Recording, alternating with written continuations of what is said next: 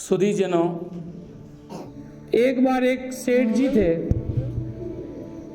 बड़े पैसे वाले, नगर के बड़े प्रतिष्ठित। बहुत वर्षों बाद उनका पुत्र पैदा हुआ, बहुत ही लाडला बेटा। घर में पैसे की कोई कमी नहीं। बच्चा बड़ा होने लगता है, स्कूल जाने लगता है, स्कूल से वो कॉलेज जाने लगता है। घर पे जो चाहे उसको पॉकेट मनी मिलती है, जेब खर्च मिलता है। उस पैसे को खूब लुटाता है अपने दोस्तों पे।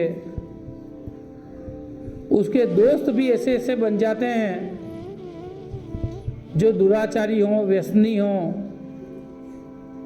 ये कहो कि वो कुसंगति में पड़ जाता है। सेठ के बच्चे के पास पैसे की कोई कमी नहीं थी, तो दोस्तों की भी कोई कमी नहीं थी।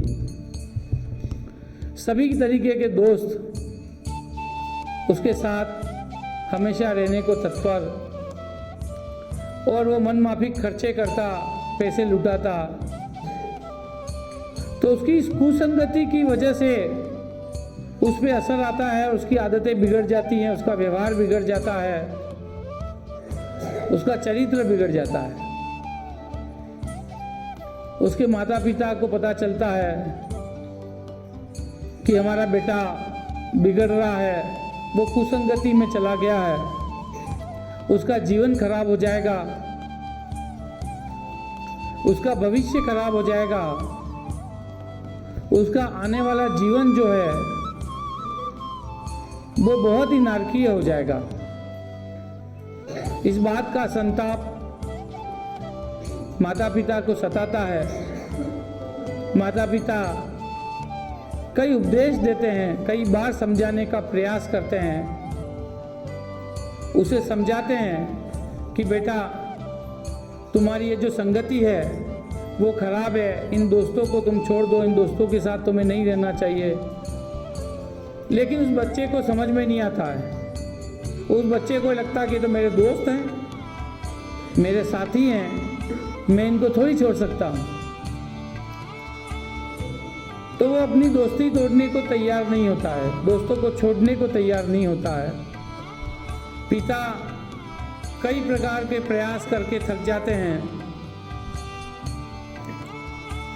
फिर एक दिन उन्हें एक उपाय सूझता है। तो अपने बेटे को एक दिन वो लेकर के मार्केट में जाते हैं, बाजार में जाते हैं,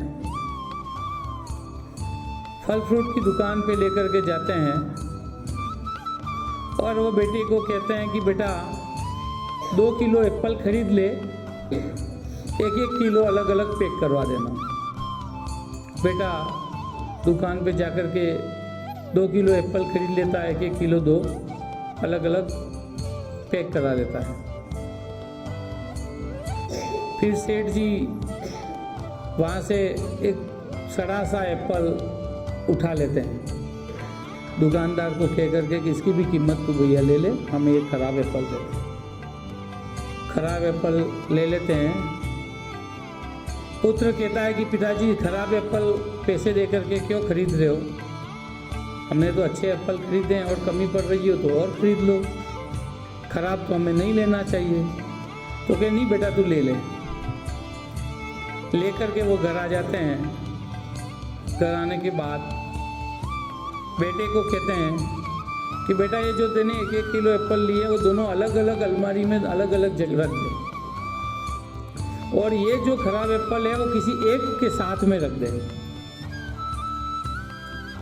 दोनों पैकेट में से जो भी तेरे को लगे उसमें किसी एक के साथ रख दे, और दोनों अलग अलग अलमारी में रख दे। बेटा रख लेता है। 2-4 दिन ऐसे ही निकल जाते हैं। एक दिन पिताजी बेटे को बुलाते हैं और कहते हैं कि बेटा तेरे को मैंने जो एप्पल रखने को कहा था वो दोनों निकाल के लिया। दोनों पैक लेकर के आता है, तो एक पैकेट में सारे एप्पल सड़ गए थे, खराब हो गए थे। एक अलमारी के जो एप्पल थे वो सही थे।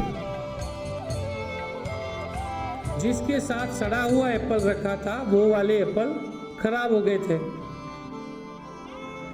तो पिताजी बेटे को कहते हैं, बेटा देखो ये कि हमने एक ही दुकान से एक ही जगह से 2 किलो एप्पल खरीदे हैं, दोनों अलग अलग एप्पल पैक करवाए हैं, तुमने ही करवाए हैं, और एक के साथ हमने वो सड़ा हुआ एप्पल रख दिया था। उन एप्पल की क्या स्थिति हुई है और जिसके साथ नहीं रखा था उसकी क्या स्थिति हुई है वो देखो।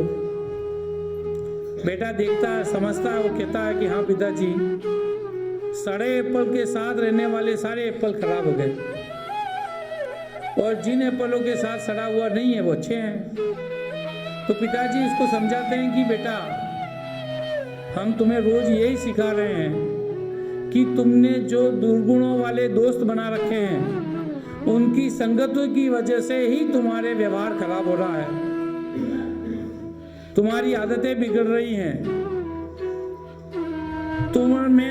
तुम्हारे में अवगुण आ गए हैं, वो कुसंगति की वजह से आए हैं। तो हमें क्या करना चाहिए